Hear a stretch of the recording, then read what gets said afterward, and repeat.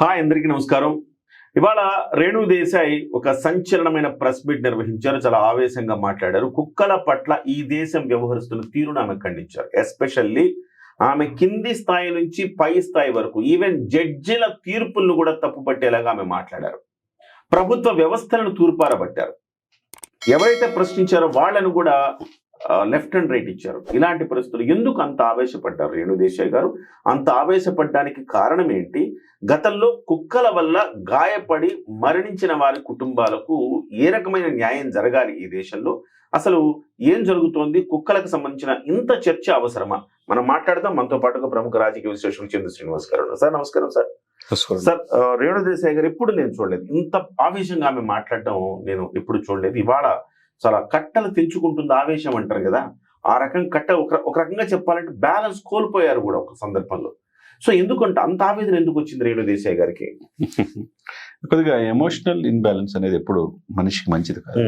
మీరు అన్నట్టు ఎప్పుడు చూడలే ఆవిడలో అంత ఆవేదన.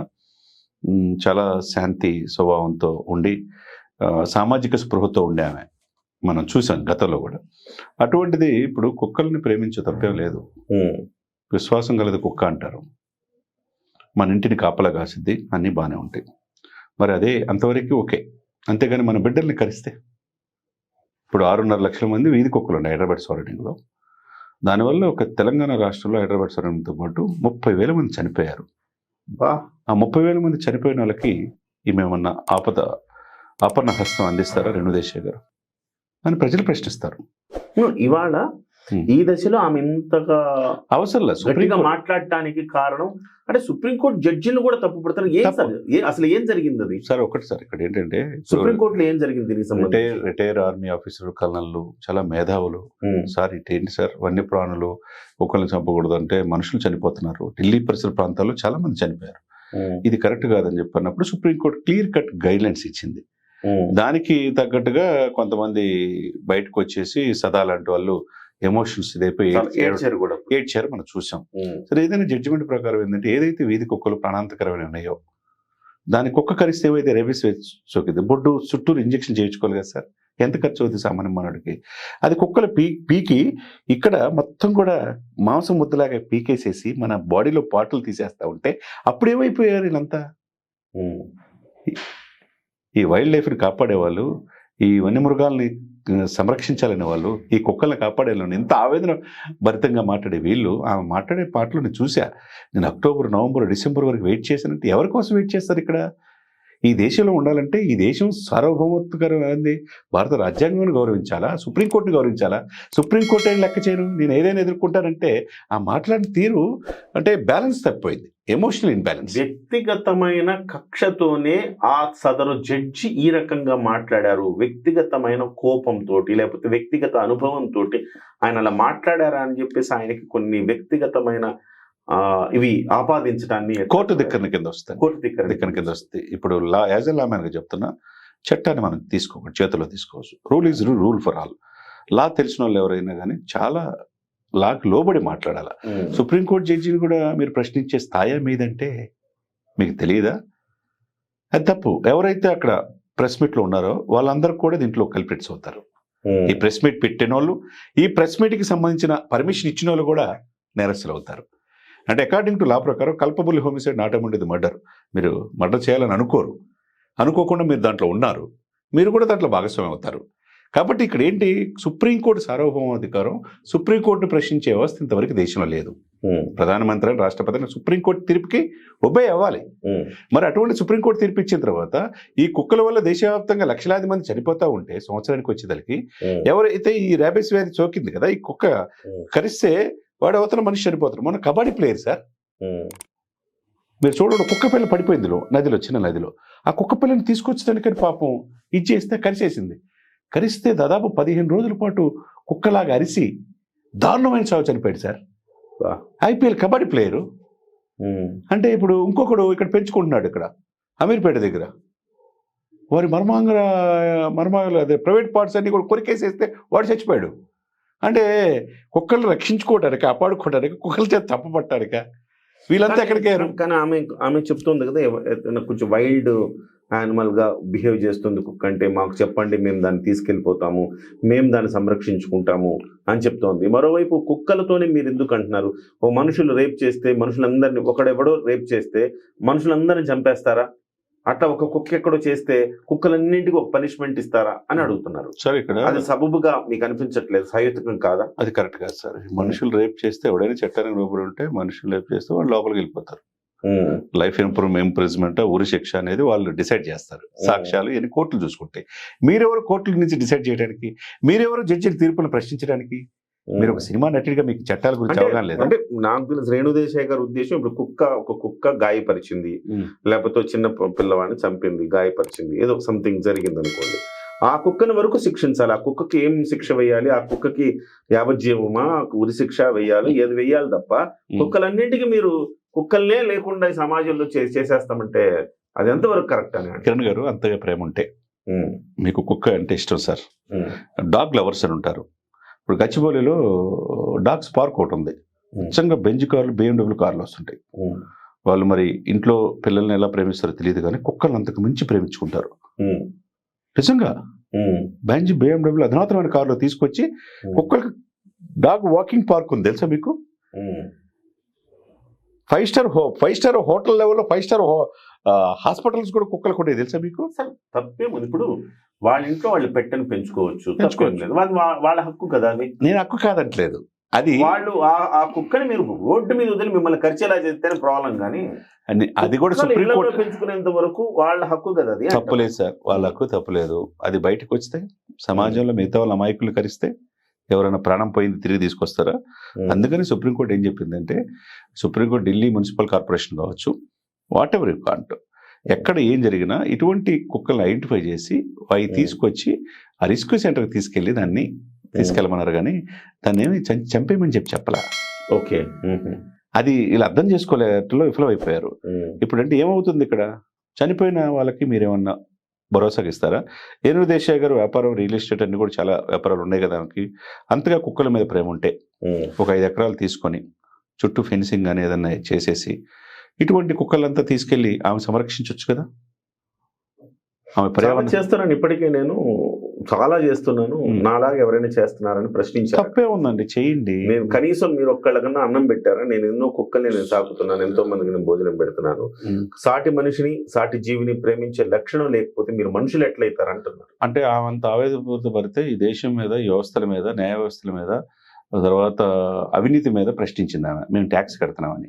ఇంత ఆవేదన భరితంగా ఉన్న రేణుదేశాయ్ గారు ఈ దేశం నచ్చపోతే దేశం వదిలిపెట్టి ఎక్కడికన్నా కుక్కలు ప్రేమించే దేశానికి వెళ్ళమనండి. కుక్కలు ప్రేమించడానికి కూడా దేశాలు ఉన్నాయి. అదే ఐడెంటిఫై చేసుకుని వెళ్ళాలి. ఇక ఆమె అంత ఆవేదపూరితంగా మాట్లాడాల్సిన అవసరం, విలేకరులు కూడా పైకి ఆవంతం లేచి అంత ఇదిగా మాట్లాడాల్సిన అవసరం కాదది. సుప్రీంకోర్టు గౌరవమైన కోర్టు సార్. సార్, ఇక్కడ అన్ని బాగానే ఉన్నాయి కానీ ఎన్నాళ్ళ నుంచో బ్లూ క్రాస్ లో సభ్యురాలుగా ఉండి అమల గారు చేస్తున్నారు, కానీ ఏ రోజు కూడా ఇంత ఆవేదన పూర్వకంగా అవసరం లేదు సార్, మాట్లాడలేదు. ఇంత ఓపెన్ అప్ అయి బయటకు వచ్చి మాట్లాడాల్సిన పరిస్థితిలోకి రాలేదు. కానీ రేణుదేశాయ్ గారు ఎందుకు ఇంత బరస్ట్ అయ్యారంటారు? అంటే బ్యాలెన్స్ తప్పటం, అంటే ఎమోషనల్ ఇన్బ్యాలెన్స్ ఉంటారు సార్. ఒక్కొక్కసారి బరస్ట్ అయిపోయి మాట్లాడతారు. మాట్లాడేటప్పుడు విచక్షణ కూడా కోల్పోయి మాట్లాడతారు. ఏం మాట్లాడారు, ఏ వ్యవస్థల మీద మాట్లాడారో తెలియకుండా మాట్లాడారు. తర్వాత కానీ తెలియదు ఏం తప్పు మాట్లాడామనేది. కానీ ఇక్కడ కోర్టు డెసిషన్ అల్టిమేట్. భారత న్యాయ వ్యవస్థని, భారత సుప్రీంకోర్టుని ఎవరైనా, మీరైనా, నేనైనా గౌరవించాలి. అంతేగాని నేను ప్రశ్నిస్తాను, ఏమైనా చేసుకుంటే ఎదుర్కొంటానంటే ఎవరిని ఎదుర్కొంటారు చెప్పండి సార్. కిరణ్ గారు, ప్రెస్ మీట్ ని కూడా చాలా హుందాగా అడ్రస్ చేయొచ్చు, కానీ ఎందుకు అంత బ్యాలెన్స్ కోల్పోయారో అర్థం కాని పరిస్థితి. చాలా పద్ధతిగా చెప్పొచ్చు ఇది నాది, బట్ మీరు సుప్రీంకోర్టు జడ్జిని మీరు ప్రశ్నించకూడదు. ఆయనకు వ్యక్తిగతమైన అంశాలు ఆపాదించడం అనేది అది తప్పని తెలిసి కూడా కంటెంప్ట్ ఆఫ్ కోర్టు కింద వస్తుంది. నన్ను అరెస్ట్ చేయండి అంటున్నారు. ఇప్పుడు కంటెంప్ట్ ఆఫ్ కోర్టు కింద వస్తుంది. ఆయన చేయాల్సిన అవసరం లేదు. ఎవరొక న్యాయవాది ఇట్లా కోర్టునే, సుప్రీంకోర్టునే, ఇచ్చిన తీర్పు ఇచ్చిన వ్యక్తినే, కంప్లైంట్ ఇచ్చిన వ్యక్తి కళ్ళనే అంతు చూసారన్నట్టు మాట్లాడింది, బెదిరిస్తున్నట్టు మాట్లాడుతున్నారు. ఇక సామాన్య వాళ్ళ పరిస్థితి ఏంటి? ఇటువంటి సెలబ్రిటీ స్టేజ్లో ఉన్న రేణుదేశాయ్ మాట్లాడితే ఎలా అని కోర్టుకు వెళ్ళారు అనుకోండి, డెఫినెట్ గా మేము కూడా వెళ్ళాలి. ఓకే, అవన్నీ సరే, రేణుదేశాయ్ గారి ఆవేదనని మనం పక్కన పెడదాము. కానీ వాస్తవానికి ఆలోచిస్తే సార్, కుక్కలకు సంబంధించి సంరక్షణ కోసం ప్రభుత్వాలు చర్య తీసుకోవట్లేదు అన్న పాయింట్ అని రేజ్ చేసింది కదా. ఉమ్. అంటే ప్రభుత్వాల వైపు నుంచి దాన్ని ఆలోచించాల్సిన అవసరం లేదంట. ఒకటి, ప్రభుత్వాలు ఎన్ని చర్యలు తీసుకుంటాయి సార్? ఎంతవరకు చర్యలు తీసుకుంటే? మీరు కుక్కల పట్టడానికి వెహికల్స్ వస్తే కాదు మా మంచి కుక్క అని చెప్పి వదిలిపెట్టుకుని తీసుకెళ్ళిపోతున్నారు. తర్వాత కరిస్తే సామాన్య మానవుడు చనిపోతున్నారు. మరి ప్రజలది బాధ్యత లేదా? ఇటువంటి స్వచ్ఛంద సంస్థలు, వన్యప్రాణుల్ని, బ్లూ క్రాస్ వాళ్ళు, వీళ్ళకి బాధ్యత లేదా? మీరంతా బ్లూ క్రాస్ సభ్యులు ఉన్నారండి, ఒక 100 మంది. అమల గారు లాంటి వాళ్ళు కావచ్చు, లేకపోతే రెండు దేశాలు కావచ్చు, ఇటువంటి వాళ్ళు ఉంటాను. ఒక్కొక్కరు ఒక 100 కుక్కలు దత్తత తీసుకోండి. ఇటువంటి తీసుకుని మీరు సంరక్షణ బాధ్యత తీసుకోండి. ప్రాబ్లం అంతా ఎక్కడ వస్తుందంటే చంద్ర శ్రీనివాస్ గారు, వాళ్ళ ఇళ్లల్లో వాళ్ళతో పాటు ఉన్న కుక్కల వల్ల ప్రాబ్లం రావట్లా. వీధి కుక్కల్ని ప్రేమించడంతోనే ప్రాబ్లం వస్తుంది. వీధి కుక్కల్ని ప్రేమించి వాటికి వీధుల్లోనే భోజనం పెట్టడం, ఇది సుప్రీంకోర్టు తప్పు పట్టింది. అంతే కదా. మీరు వీధుల్లో భోజనం పెడితే ఆ కుక్క ఏం చేస్తుంది? ఆ వీధిలో భోజనం కోసం తిరుగుతూ ఉంటది. ఒకరోజు మీరు భోజనం పెట్టకపోతే ఆకలితోటి పిచ్చెక్కి ఎవరొకరిని కరిచేస్తుంది. ఇక్కడ ప్రాబ్లం వస్తా ఉంది. సో దీన్ని అడ్రస్ చేయాలి. అంటే ఇవాళ మున్సిపాలిటీలు, మీరు అన్నట్టు వాస్తవం, మున్సిపాలిటీలో కుక్కను పట్టుకెళ్ళడానికి వెహికల్స్ తీసుకొస్తుంటే చాలా మంది ఆపేస్తున్నారు. ఇది మంచి కుక్క అండి, ఇదేం చేయదండి, ఇది తీసుకెళ్ళొద్దండి, గొడవలు పడి మరి ఆపేస్తున్నారు. సో ఇక్కడ ప్రాబ్లం ఏంటంటే, మీకు అంత ప్రేమ ఉంటే ఆ వీధి కుక్కని బయటకు రానియకుండా మీ ఇంట్లో పెట్టుకొని మీ ఇంటి కుక్క చేసుకోండి. అప్పుడు తెలిసింది కదా. అంతే కదా, అప్పుడు చేసుకోవాలి. అప్పుడు నిజమైన కుక్కల ప్రేమికులుగా మీరు మిమ్మల్ని గుర్తించిపోతారు. అంతే కదండి. ప్రభుత్వాలు అన్ని చేయలేనప్పుడు ఇటువంటి వాళ్ళు ఆవేశం బదులు ఆలోచించి మీకున్న డబ్బులతో కొంత భాగం వీధి కుక్కలు కూడా తీసుకొచ్చి సంరక్షించండి. మీ ఇంట్లో ప్రేమగా చూసే కుక్కలతో పాటు పెంచండి. ఇప్పుడు రేణు దేశాయ్ గారు ఓవరాల్ గా ప్రెస్ మీట్ లో కుక్కలు వీధుల్లో కుక్కలు తిరగకుండా ఉండటానికి ఏమన్నా సలహాలు ఇచ్చారా? ఏమి లేదు సార్. జడ్జిమెంట్ ఇచ్చిన ఆయన్ని, కంప్లైంట్ ఇచ్చిన ఆయన్ని, తర్వాత దాన్ని ప్రోత్సహిస్తున్న వ్యవస్థల్ని, అసలు ఈ దేశమే అవినీతిమయమైపోయింది అని వ్యవస్థలు మొత్తం తూర్పారు బట్టి నేటి తరం రాజకీయ నాయకులు కూడా విమర్శించింది ఆమె. ఎవరు ఇక్కడ ఏంటంటే సబ్జెక్ట్ అంటే డిబేట్ అయిపోయింది. ఎవరు చేస్తారు? ఇప్పుడు ముఖ్యమంత్రి గారు ఎవరు చేస్తారా? మున్సిపాలిటీ సిబ్బంది చేస్తారు. ఆ పనులు చేసేవాళ్ళు వాళ్ళు చేస్తారు. చేయాల్సింది పోయి మొత్తం వ్యవస్థలు మొత్తం తిట్టుకుంటా పోతే ఇంకేం మిగులుతుంది? ఫ్రస్ట్రేషన్ లెవెల్స్ అట్లా ఉన్నాయి. సరే, ఎనివే దీనికి మీరేం చెప్తారు పరిష్కారం? నేనేం చెప్తానంటే సార్, ఒకటి, కుక్క విశ్వాసవంతమైంది. ఇది మా నాన్నగారు కుక్కని పెంచేవాడు. కుక్కని దాదాపు 2-3 కుక్కలు పెంచాడు. చివరికి అది కనిపెట్టుకొని ఉంటుంది. మన ఇంటి దరిదాపుల్లో వచ్చిన ఎవరినైనా కానీ రానియదు. Okay, safety and security point. కుక్క తప్పులేదు, విశ్వాసం కలదే కుక్క అంటాం మనం, వాసన పెట్టి. ఎందుకంటే డాగ్ స్క్వాడ్స్ కూడా ఉంటాయి. పోలీసులు కూడా కుక్కలను చూసుకోండి, చాలా అయి పట్టేస్తాయి. పోలీసులు పట్టుకోలేకపోయినా కొన్ని క్లూ పాయింట్ ఆఫ్ వ్యూ తనకు తెలుసు, స్మెల్ని బట్టి. దానికి ఓకే. కానీ మీరు అన్నట్టు ఈ కుక్కలు విశృంఖలంగా వీధి కుక్కలుగా మారి ఒక కుక్క నుంచి ఒక్కొక్క అది ఇదైపోయి అది కరిసిన వాళ్ళకి పిచ్చి పట్టినట్టుగా మనిషి అరిచి చచ్చిపోవటం అంటే అది దారుణం కదా.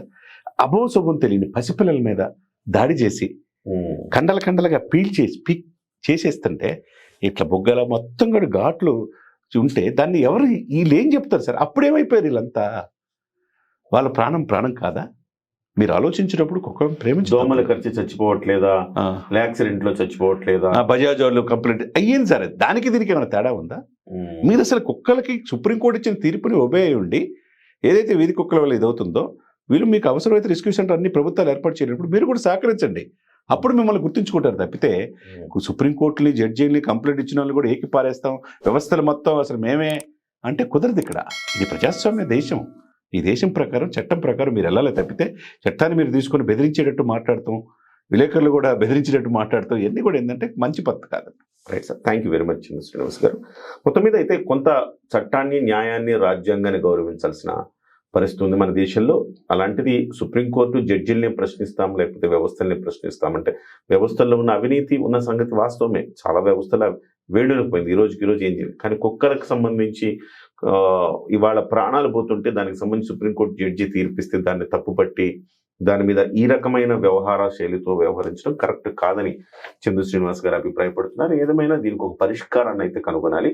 వీధి కుక్కలు వీధుల్లో ఉండి జనం మీద దాడి చేయకూడదంటే ఏం చేయాలి? ఒక ప్రణాళిక బద్ధంగా ప్రతి ప్రభుత్వం వ్యవహరిస్తే దీనికి ఒక సొల్యూషన్ దొరికే అవకాశం. నమస్తే.